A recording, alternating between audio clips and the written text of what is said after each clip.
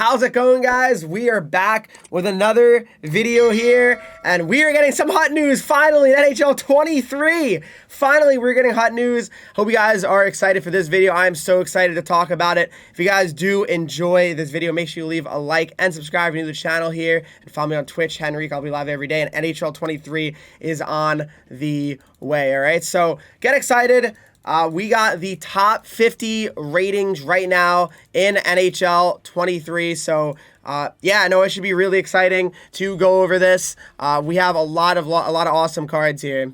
So here we go. We have the top 50. The deep dive is tomorrow at 11 a.m. Here we go, all right? So here's our first look, top 50. All right, so the highest rated are 87. Interesting. So you have 87 overall, Nathan MacKinnon. Connor McDavid, 87 overall. First time we've had a goalie on the same tier as the superstar players, Andrei Vasilevsky, all right? Then we have Austin Matthews, 87 overall, same rating as last year. We have Marie-Philip Poulin, 87 overall as well. 86, Sidney Crosby. So Crosby goes down as well. Ovechkin, same overall as previous years, 86 overall. I actually have some defensemen now that are higher rated as well. Some respected defensemen now. 86 overall, Victor Hedman. 86 overall, Roman Josi. 86 overall, Leon Draisaitl. So Draisaitl was 87 last year as well. Hedman was only 84. So some higher boosts here. Makar's only 84 as well. Makar 86 overall this year as well. Then we also have Igor Shesterkin, 86 overall, as he should be. He shouldn't be many overalls below, that's for sure. That would make no sense. So yeah, I mean, I think that's huge to definitely have them, you know, all be kind of decently in the same range, because I guess I don't want to have hot cards being too high overall to start, which I understand. I think that's fair. You don't want to make them just too high, and then, you know, there won't be any room for them to get upgrades, right? So I think that's good. I think it's these are all fair. These guys here, and I guess I should say girls. Poulin, she's definitely, I think, the best probably female hockey player in Canada, right? So I think she deserves it 100%. So yeah, 87 overall. And then we have the next batch here. We have Sarah Nurse here, 86 overall. We also have Anne Renee.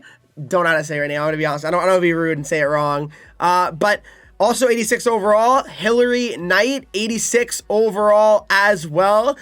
Kendall Coyne Schofield, 86 overall as well. Then we have Annie Kisala, I want to say, 86 overall as well. So another 86 overall. A lot of 86s actually. So there should be a lot of purple cards probably, I'm assuming.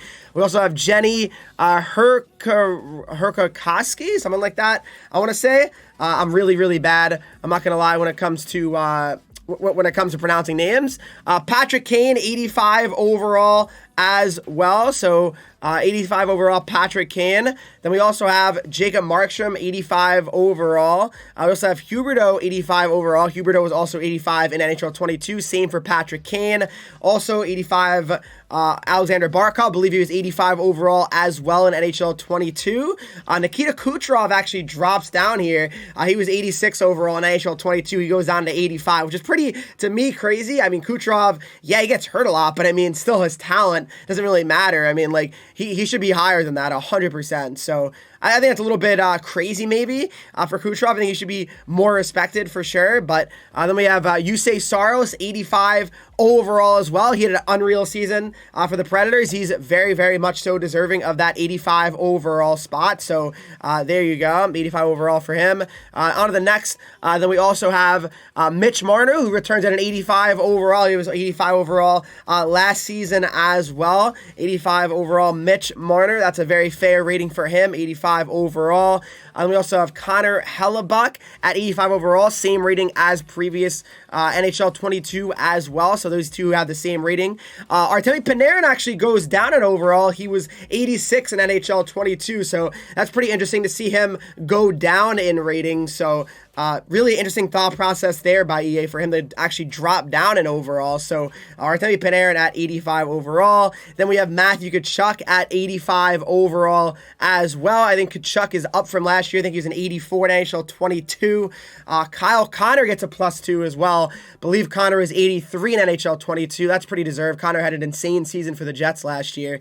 Demko is also up to 85. I believe he was an 83 as well last year. So he gets some more respect. That's awesome to see Thatcher Demko get a higher rated card. Then we got the cover athlete, Trevor Ziegress. Ziegress, I believe, didn't have a base card last year, so this is his first base card in NHL Hut history, and he's 85 overall. The cover boy makes sense. He's an X Factor card. We've already seen that as well. So Trevor Ziegress, I think that's very fair. 85 overall for him.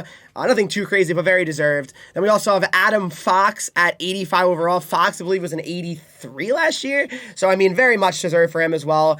He certainly proved to be deserving of 85. Probably next year he'll be like an 86 or something if he has another really good year, which I expect he will. But Adam Fox is unreal, so I'm definitely a huge fan of him. Then we got Karil Capri, 85 overall as well. Karil the Thrill, very much so deserving there. I think he was an 83 as well last year, so Kaprizov deserves it. One of the better players in the league offensively. So, definitely deserving of being an 85 overall. Then we also have Brianne Jenner, I want to say.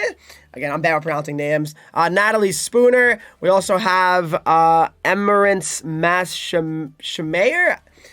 I'm trying, guys. When it comes to pronouncing, I try my best, but these three are all 85 here overall, so looks like they're definitely making the women Hut cards usable, which, I think is a good thing. If you're going to release all the women Hut cards into Hut, you better not make them useless, because that'd be kind of like, what's the point then? What's the point of having all of them in the game, right? So then we also have the 84s and 85 still. We also have Nicole Hensley, 85 overall. We have Petra Niemen, 85 overall. We have Mary Racinen, I'm trying my best, 85 overall as well. So those three are 85 overall as well.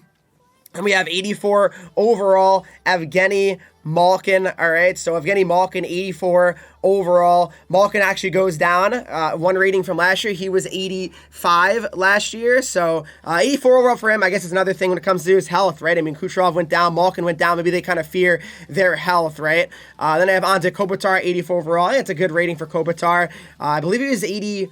He was 84 last year, so I think it's pretty fair, honestly, for him. I don't think it's crazy at all. So 84 overall for Anze Kopitar. Then 84 overall for Steven Stamkos. Now that's where I think you actually lose me. I think Stamkos should be a higher rating than that. Stamkos had an unbelievable season. He had 100 points, I think, at least. So that's a really good season for him. I don't understand how his rating is that low, but yeah, definitely interesting. So there you go. Steven Stamkos, 84 overall. Then we have Brad Marchand, 84 overall as well. Marchand was an 86 last year, so he's down -2. That's pretty surprising. I'm not going to lie to you. That's pretty surprising for him to go down that much, actually. So, yeah, interesting to see that. Then we have Gabriel Lanascog as well, 84 overall, the captain of the Stanley Cup winning Colorado Avalanche. Then we have 84 overall, Frederick Anderson. He's 84 overall, had a really good season for Carolina. I think very much so deserving of being on this list.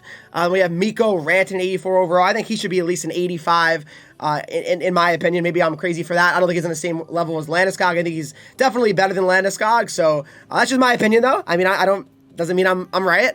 Then we got David Posner, who's 84 overall, and I believe he was an 86 last year. So if the same animation's the same, he won't be a purple this year, which is kind of surprising. Pastrnak, one of the better wingers in the whole entire NHL. So that's pretty surprising that he's only an 84 overall. Then we have Jack Eichel. I believe Eichel's an 85 in NHL 22, so he's down in overall.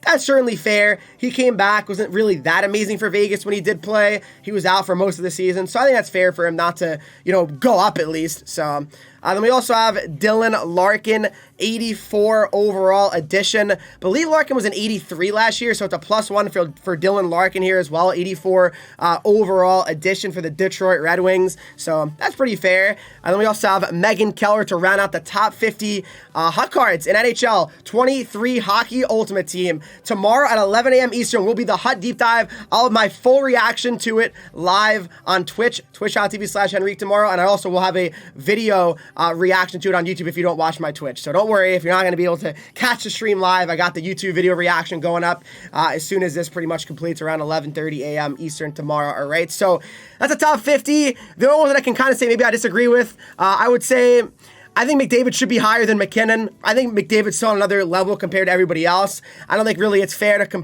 put him tied with 4 other players. Maybe I'm wrong, but I personally think that he should be on his own tier. I like the defensemen getting love. I like Hedman and Makar and Yossi all being 86 overall. I think that's awesome. There's really not very many good base defensemen usually available at launch. So I think it's a very good job by EA there. So yeah, very, very happy about that. So yeah, I mean, I'm going to definitely say that they should definitely keep doing that for the future, making defenseman base cards usable. Anything here? I think Kucharov shouldn't be lower than previous years. I think that's a little bit insulting. We also have Saros, I think, getting some respect. I don't understand Panarin going down as well. But other than that, it's not a crazy list. All right, Stamkos should be higher as well. And I think Rantanen should be, and Posner. But there you go, guys. Hope you guys did enjoy this video. Let me know what you think of the top 50 hot card ratings for NHL 23. We are so close to the game coming out. I'm so excited to make content for you guys to watch. Make sure you're subscribed and have the notifications on. As always, I'll see you in the next video.